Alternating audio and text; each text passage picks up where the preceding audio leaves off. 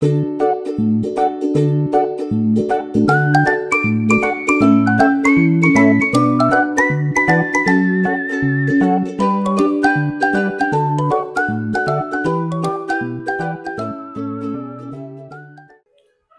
mga kapapa, yan. So welcome back. So yan. So ang gagawin natin ngayon ay magluluto na naman tayo ng tanghalian. So may namiss akong ulam. Kagabi ko pa sana lulutuin to kasi pumunta akong crossing kagabi. Bumili ako ng pechay. Tapos pagdating ko naman dito kagabi, bigla akong tinamad kasi may ulam pa naman. So kaya ngayon ko gagawin yung ulam na gusto kong kainin kahapon. Ayan. So magigisa tayo ng pechay na may sardinas. Ayan. Gigisa tayo ng sardinas. Ayan. Ito yung ulam-ulam na lagi kong gustong-gustong kainin. Ayan. So, bumili tayo ng pechay dito. Tapos, bumili din ako ng galunggong na maliliit. Yan. Mas masarap yung galunggong na maliliit kumpara sa malalaki, di ba? Lalo na pag sobrang lutong yung pagkakaprito. Talaga naman sarap. Yan. So, magpe-prepare na tayo dito. Siyempre, bago tayo magpatuloy mga kapapa. So, kung hindi ka pa nakakapag-subscribe sa aking YouTube channel, so, i-click mo na yung subscribe button at i-click mo yung bell icon para ma-notify ka kung may mga bago akong videos araw-araw. Okay? So, ayan. Ito na yung lulutuin natin. Lilinisin muna natin to. Malinis na rin naman ata ito eh. Kagawa sa Robinson ko ito nabili eh. Sa supermarket. So, yung tatlong magkakapatid, pumunta na dito kaninang umaga. Ayan. Humingi ng pera. Ayan. Pambili na lang ng tinapay. Lagi yun, araw-araw. Paunahan lagi yung tatlo. Ayan. Ang dami nito. Mas masarap sa ginisang sardinas yung maraming pechay. So ito palang yung galunggong pala natin, nilagyan ko siya ng garlic powder para maiba naman, tapos asin, di ba? Titingnan natin kung anong lasa, kung lasang-lasa ba yung garlic or hindi, kung may pagbabago ba yung lasa or kung wala. Siyempre may pagbabago yan kasi meron yang garlic powder tayong nilagay. Linisin muna natin mabuti yung pechay.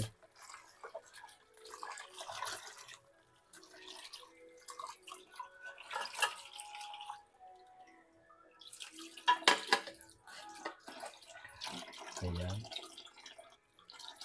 Masarap din tong pechay sa inihaw. Yung parang gagawin yung salad. Tapos lalagyan ng kamatis, lalagyan ng toyo. Ang sarap niyan. Kahit hilaw, ang sarap. Hindi naman kasi itong kaining hilaw eh. Patayin ng sibuyas at bawang para sa ating isa. Ayan. Yung sibuyas ko, tinutubuan na eh. Nagkakadahon na. Ayan. Tapos papasok pala yung magkapatid ngayon. Hindi ako maghahatid, gawa ng hindi pumasok yung tatay nila. Siya ata maghahatid.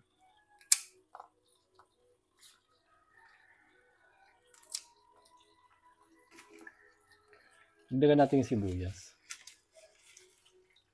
Ayan.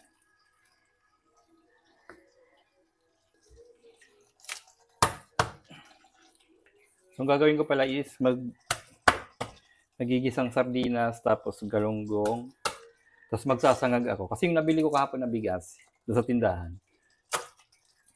Yung bigas na para siyang hindi maganda yung quality niya. Hindi siya masarap pag maging bahaw. Pero mas masarap siya pag sinangag. Kasi yung kanin niya, parang tuyo na buhaghag.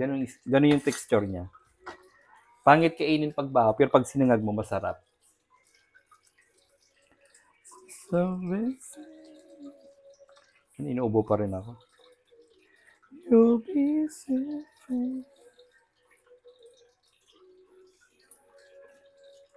Hindi ko muna masyado kakargahin si Chachi. Kuha nang inuubo ako eh. Si Nini kahapon, nandito maghapon eh, tumambay. Nakatulog dito sa bahay. Tapos nung bumili kaming color niya kahapon, napansin ko, umuubo na din. Sabi ko, nahawa sa akin yun. Kaya sabi ko, huwag pupunta sa bahay ngayon. Kuha na may ubo ako.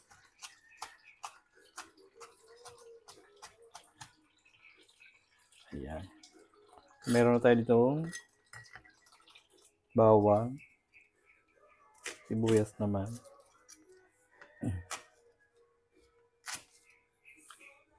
Alam niyo dati pag nagluluto ako, hindi ako naglalagay ng bawang sibuyas.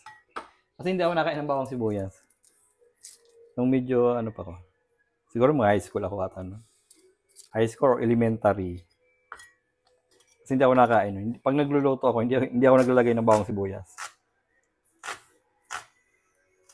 Pero ngayon, naglalagay na ako kasi tanggap ko na yung lasa. Tanggap ko na yung lasa ng bawang sa sibuyas. Kaya hindi naman naglalasa sa ulam yan. Ayan. So, malinis na yung pechay natin. Malinis na yung pechay. Wala na siya yung parang malilit na ood-ood pag nabibili mo sa palengke o kaya sa ano nyo, ano ba yun? Sa labasan nyo, yung mga nagtitinda-tinda. Ito kasi sa supermarket natin nabili, kaya medyo malinis na siya. Kumpara sa mga gulay na nabibili natin sa palengke, kailangan linisin mabuti.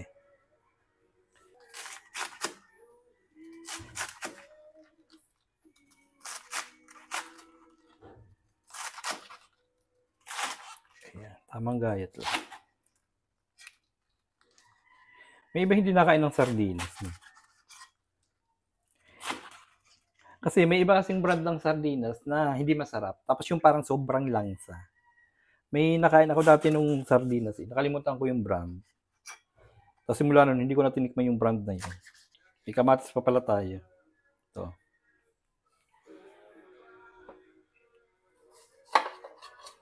So, ang gagamitin nating mantika ay yung used oil na ginamit natin sa manok.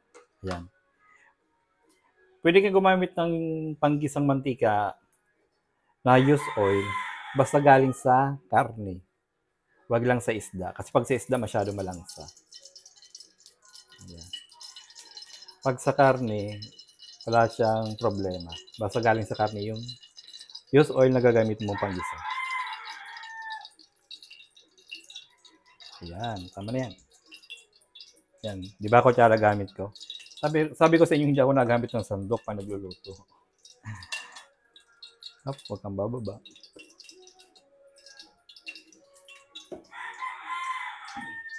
Ilalagay natin yung bawang. Mainit na agad yan. Yan. Pag nilagay mo yung mantika sa mainit na kawali, mabilis agad uminit yung yung mantika. Yan. Lagyan natin yung bawang. Sibuyas pala. Bawang. Ilagay mo na yung bawang. Nakakaramdam agad ako ng gutom. Anong oras na ba? 11 pa lang naman.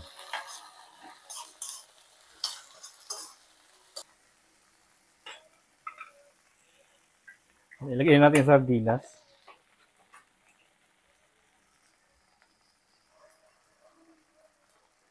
Ayan.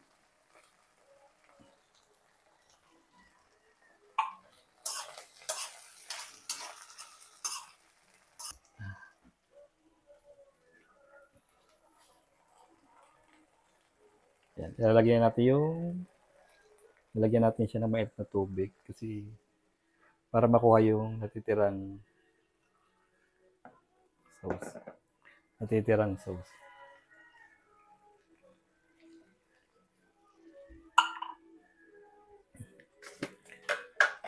Lalagyan ko siya ng ginisa mix.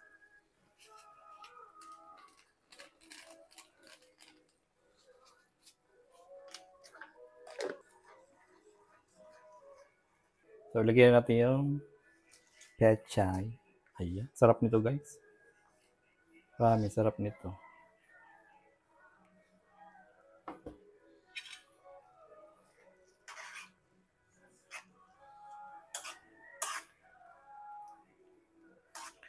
Ayan.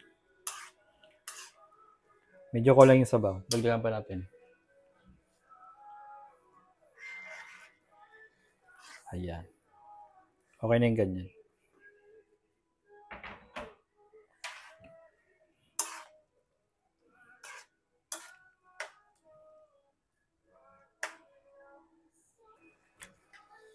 Okay na yan. Lagyan na tayo ng mantika. Ayan. So, konti lang mantika ilalagay natin dyan. Kasi yung pinagprituhan nating mantika, hindi na natin pwedeng isalin dito. Kasi pinagprituhan na siya ng isda. Bawal na yun.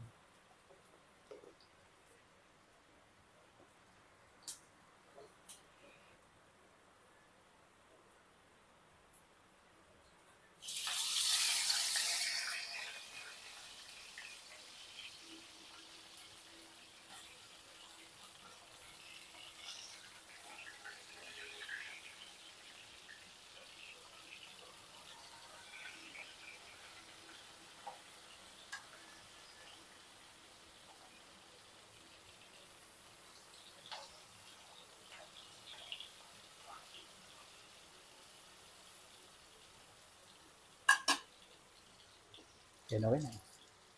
Hindi siya masyado matilapsi.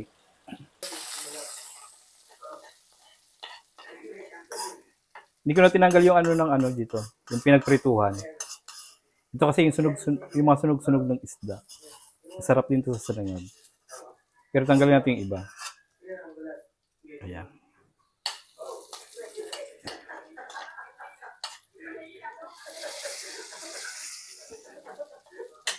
Lagyan natin yung kanin. Wow.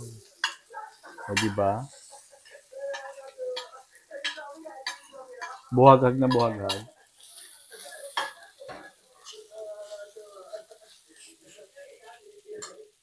Lalagyan natin dito ng asin.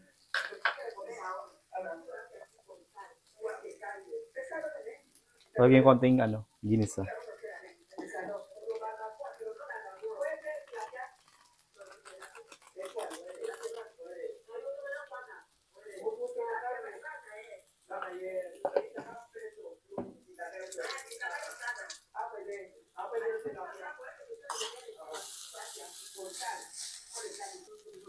Natin.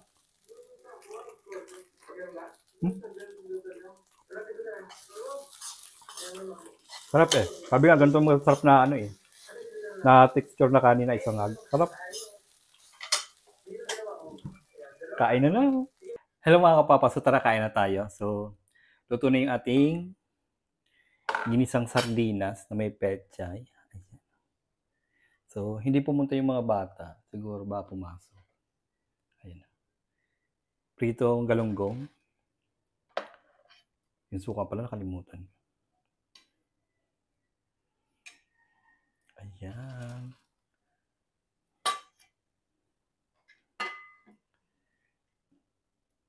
Sarap ng siningag na ito.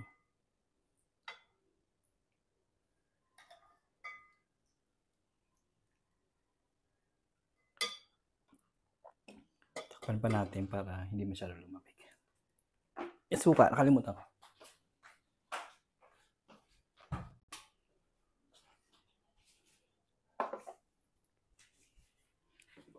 Ayan, tara, kain na tayo. Oh my God. Nakakagutom. Gusto ko magkamay.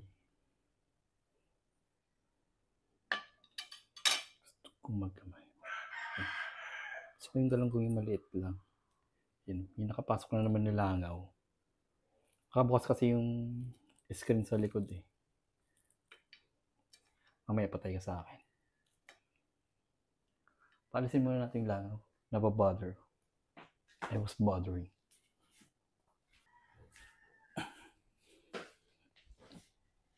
Ayan. Napalabas natin yung langaw. Hindi ko may makita eh. Kain na na.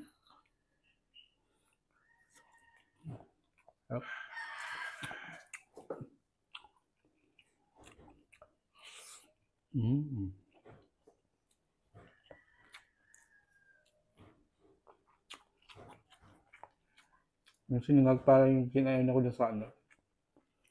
Sa Thai restaurant.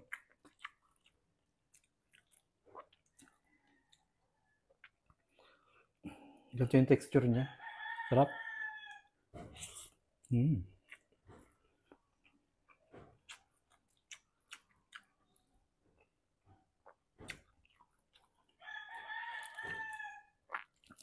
Imbis kong kumain ng galunggong.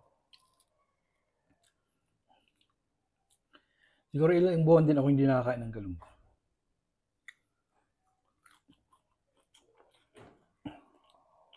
Siguro may ano, 2 months.